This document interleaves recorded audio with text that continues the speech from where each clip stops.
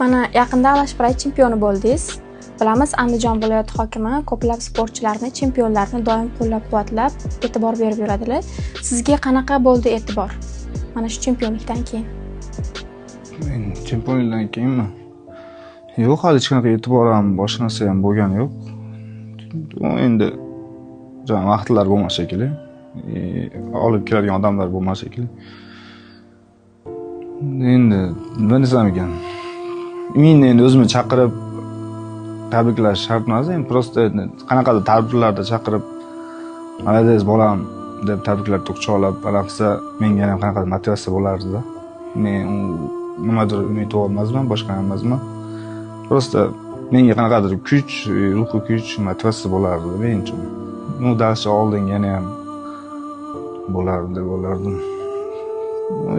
Shunaqa narsa, men nimadir bu narsa kutib, boshqa narsa emas.